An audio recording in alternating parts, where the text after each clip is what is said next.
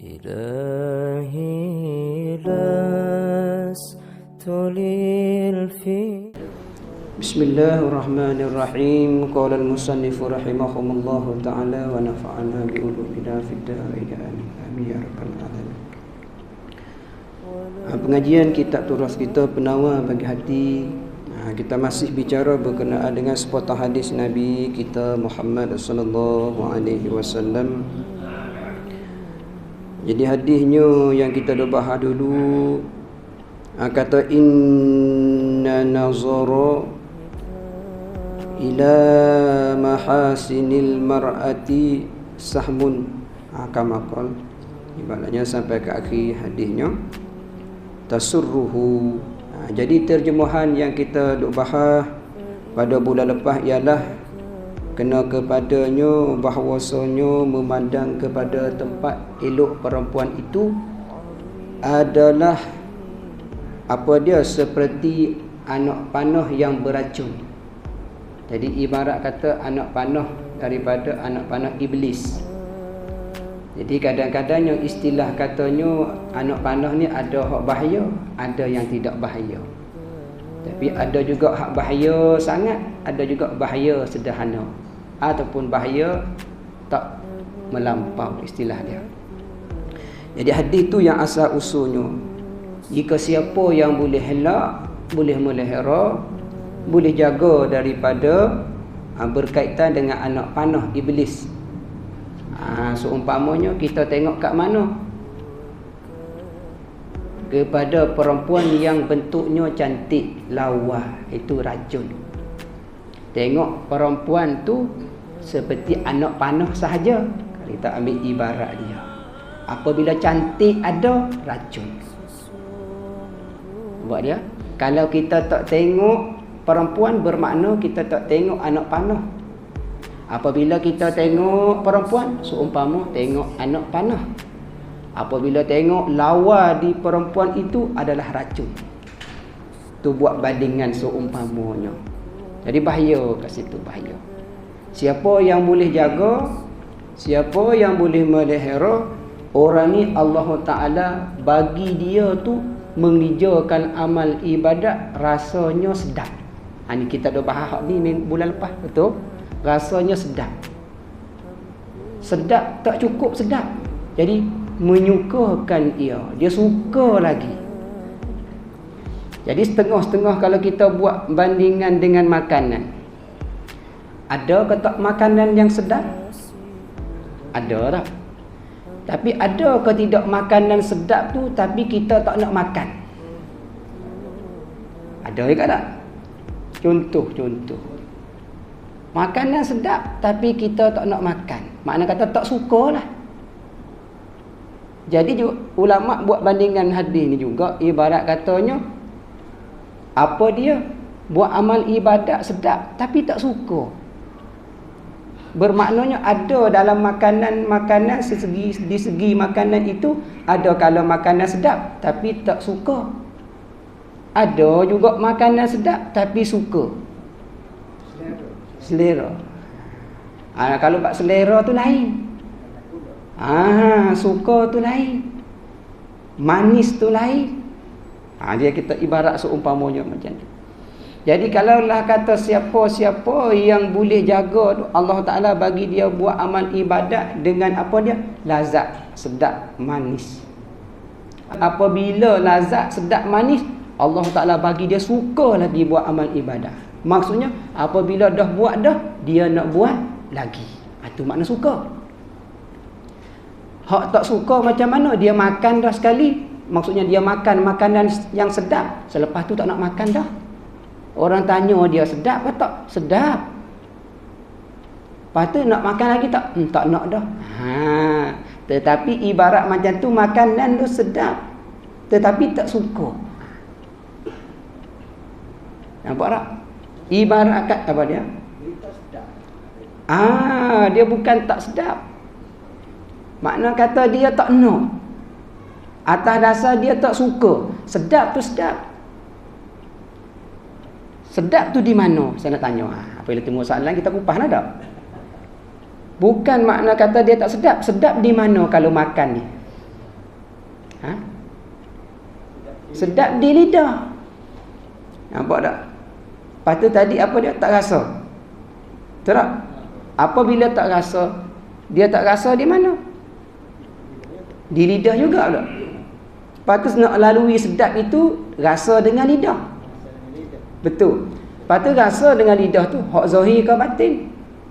Zahir. Mananya hak batin? Dah. Rasa tu hak batin.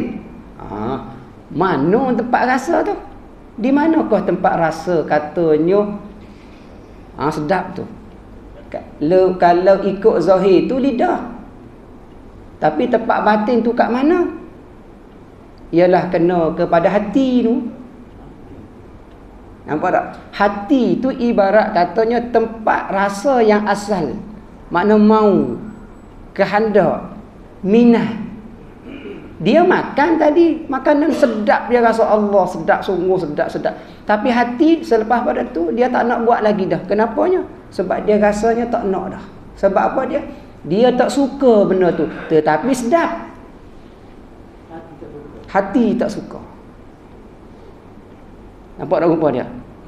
Itu ibarat katanya, kalaulah kata tak sama di situ, tak jadi. Apa dia katanya? Ibarat katanya, innamal insan nu. Maknanya kata bahawasanya, ala innamal insanu, ketahui olehmu. Tu kata-kata hikmah, bukan hadis, bukan Quran. Innamal insanu ghamdun qalbihi wala khaira fi ghamdin idza lam yakun fihi naslun. Tu kata-kata hikmah. Cuba kita ambil hikmah sama-sama malam ni, sebab timbulkan soalan, kita timbulkan perasaan berkaitan dengan hikmah. Sebab apa dia? Tujuan kita ni, pengaji ni, ada tujuan dia. Betul? Kalau tak datang, tak ada tujuan. Tapi ada juga tujuan tak datang. Semuanya ada tujuan. Datang kelas malam ni, ada tujuan. Tak datang kelas malam ni pun ada tujuan. Kata hikmah yang lain lagi, likulli amrin akibatun. Tiap-tiap urusan ada buah. Apa pula dah ada buah? Ada hasilnya. Nak hasil ke tak datang malam ni? Ya, nak ke hasil. Betul tak? Nak ke hasil. Hasil apa kita? Itu natijah kita. Hasil tu natijahnya. Hikmah dia. Kita patah balik kepada kata hikmah yang dulu, yang sebelum ni. Tadi pun kata hikmah juga. Ayat sama. Maknanya, likulli amrin akibatun, likulli hayatin ajalun, likulli muqbilin idbarun. Tu kata-kata hikmah. Waktu kita tak berkait lagi, biar. Kita patah balik hak tadi. Ala innamal insanu, ketahui olehmu bahawasanya manusia ni, apa dia? Ghamdun, sarung. Liqalbihi, bagi hatinya. Bermaknanya perkataan hikmah tadi, manusia tadi, manakah manusia? Ialah bentuk kita daripada hujung rambut sampai ke hujung kaki itu adalah sarung. Faham sarung saya ibarat sarung? Faham tak? Sarung. Sarung ni ibarat katanya, kalaulah kita ibarat kepada beg ke, duit dalam beg tu sarung. Nampak? Kalau kita ibarat pisau, pisau tu dalam, sarung tu jadi sarung dia. Bermakna kita ni ibarat sarung tu ataupun beg tu. Bukan yang dalam tu kita. Nampak tak? Selepas tu katakan lagi, liqalbihi, ghamdun liqalbihi, sarung bagi hatinya. Nyo manusia hak kita kena tahu tadi. Bermaknanya kita kena tahu, katanya kita ni bukan hakikatnya hanya kita ni sarung sahaja. Yang hak sebenarnya apa tu? Ialah hati tu. Bermaknanya zahir yang kita nampak, kaki, mata, tangan, semua tu zahir. Sebagai sarung, Yang kita tutup dia ialah kena kepada liqalbihi, hatinya. Baik. Apabila kita ibarat kita dah sarung bagi hati yang dalam, apanya? Wala khaira. Tidak ada kebaikan. Tak ada baik. Rugi pula orang tak ada baik. Tak ada baik. Apa tak ada baik? Fi ghamdin, pada sarung. Maksudnya, kalaulah kita ada, nampak? Kalaulah kita ada sarung saja, nampak tak? Idza lam yakun fihi, apabila tidak ada padanya sarung tadi tu. Jika pada sarung tadi tidak ada pada sarung, tidak ada apa? Beg. Kalau tak ada duit nak buat apa beg? Tak guna. Pisau, kalau ada sarung tak ada pisau. Sarung jika tak ada pisau, apa guna? Tak guna. Jadi tadi ibarat katanya, kalau lidah tu tak rasa, hati tak nak, boleh jadi tak? Dia nak makan tak tadi? Tak nak, sebab hati tu tak nak. Itu ibarat asalnya lidah daripada hatinya. Maksudnya asal kita beli sarung pisau itu atas dasarnya pisau tu nak tak sarung. Faham masalahnya? Jika kita tak beli pisau, adakah kita nak beli sarung? Taklah. Kalau kita ada duit, kita cari beg tu. Nampak? Kalau lah duit tak ada, adakah kita bawa beg pula? Tak bawa dah. Nampak tak? Bermaknanya bawa duit itulah asalnya daripada asal usul, keluar daripada situ yang kita kehendak. Bermakna tadi tu, bolehkah kita ibarat katanya hati tu tak rasa tapi lidah tu rasa? Boleh, kita boleh kata macam tu, tapi rasa hak zahir. Nampak? Tetapi hati dia tu no. Dia tengok 3 perkara yang akan keluar masalah dia. Kalaulah daripada batin dia keluar kepadanya baik, zahir pun akan jadi baik. Kalaulah kata batin keluar tak baik, zahir pun dia akan jadi tak baik. Nampak? Ibarat dia. Ataupun yang ketiga, ibarat kata macam mana? Tak ada baik, tak ada tak baik. Maksudnya tak ada yang baik, tak ada yang tak baik. Macam mana? Tak ada baik, tak ada yang tak baik. Pelik semua tu. Baik, kita buat contoh. Nafsu kita tu ada berapa? 3. Satunya nafsu lawamah. Nafsu lawamah. Apa nafsu? Nafsu ni keinginan. Mau dia. Jadi apabila kalaulah kata dia mau macam ni, mau makan, selepas makan minum, selepas minum dia tidur. Tu ya kerja dia. Adakah dosa? Makan, minum, tidur dia tadi? Tak berdosa. Tu tak ada haram, tak ada baik. Faham masalah dia? Kalaulah keinginan kita yang kedua, ibarat apa dia? Mau juga, panggil nafsu juga. Ialah nafsu ammarah. Keinginan ke arah maksiat. Dia nak buat maksiat tadi, ibarat katanya mata. Kita berkaitan dengan hadis dengan mata. Pasal yang pertama daripada 7 pasal yang wajib kita melihara ialah pasal yang pertama kena kepada mata, betul? Jadi bermaknanya, bolehkah kita nak cakap kata mata tu tiba-tiba nak tengok tanpa mau? Boleh tak? Tak boleh. Bermaknanya kena mau dulu. Mau asalnya bukan di mata. Di mata itu isyarat menunjuk katanya hati itu mau tengok. Nampak? Jadi mata tu pun tengok. Ibarat katanya apabila kuasa menunjuk kata apa kuasa? Allah tu kuasa. Faham? Kita ni ibaratnya bukan sebenarnya kita kuasa, hakikat Allah Ta'ala tu kuasa. Nampak? Kita ada wang, ada duit, kaya. Bukan kita yang ada duit, bukan yang kita kaya. Hakikatnya Allah. Kita hanya zahir sahaja. Hakikat tu Allah di hati. Oh, tak ada apa, kita kosong. Nampak? Bermaknanya apabila kita boleh dasar ke situ, bermaknanya semua tu daripada hati. Maksudnya kita patah balik daripada Allah. Sebab hati itu yang rasanya oleh Allah. Wallahu ya'lamu ma fi qulubikum. Allah Ta'ala tahu apa sahaja di dalam hati kamu. Kenapa ayat Al-Quran sebut macam tu?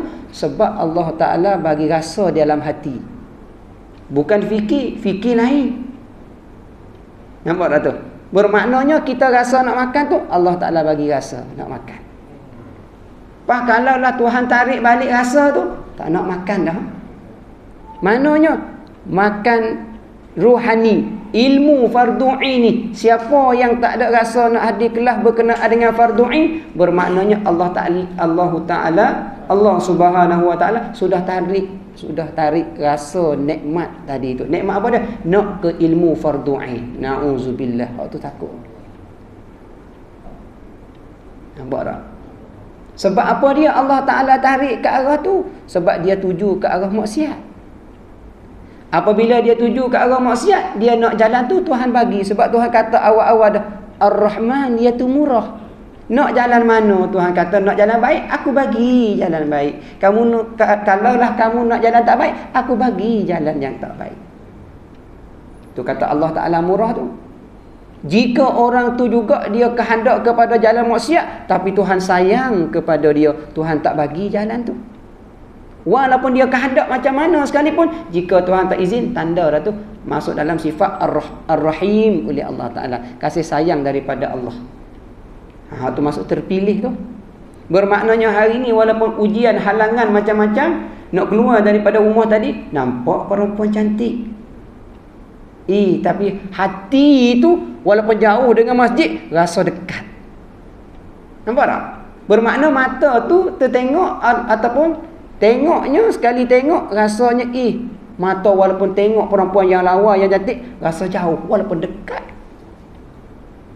Rasanya apa dianya? Besar depan kita rasa macam semut. Tetapi masjid kita tak nampak lagi mata zahir, tetapi mata batin ada masjid dalam hati. Tu boleh hadir. Sebab apa dia? Ikhlas ada di situ.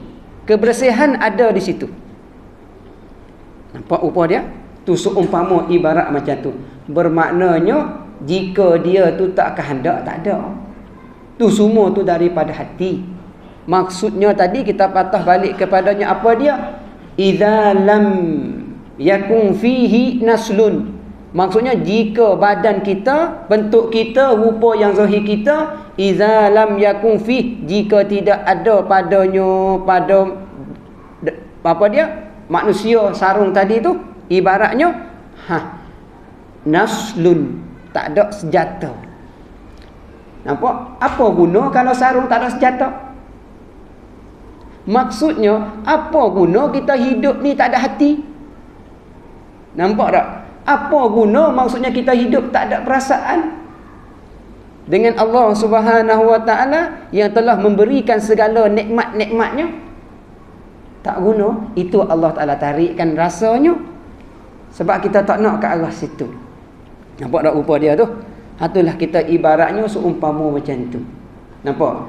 Jadi sampai ke tahap tu lah, jadi kitanya gelapnya mata hati, tak jadi nak buat yang baik. Baik tu. Baik, kita patah balik kepada asal balik. Apa yang kita dah bahas?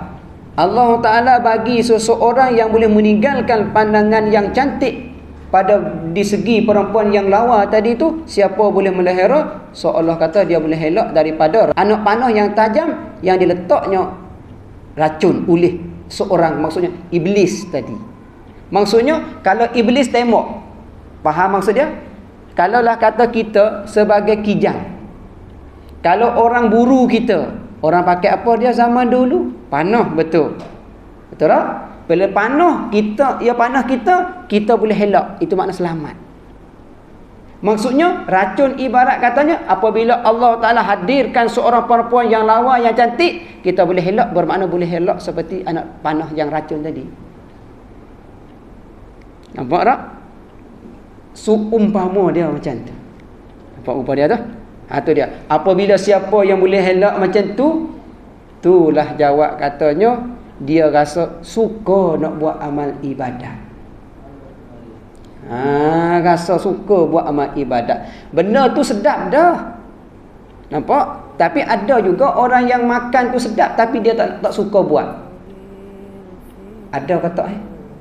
Saya tanya, kita tanya sama-sama. Ada tak makanan yang kita sedap makan tapi tak makan? Makan sedap. Tak makan. Makanan tu sedap, tapi tak nak makan dah lepas pada tu. Sedap, lepas tu tak nak makan dah. Ataupun sekali-sekala. Makanan apa? Apa kita nak buat contoh? Jadi makanan lah. Ataupun kita tanya kita diri sendiri. Contoh kita kata ayam sedap lah kan, kita buat contoh. Ayam tu sedap, betul? Sedapnya ayam goreng. Tetapi tak makan. Kenapa tu? غافر الذنب العظيم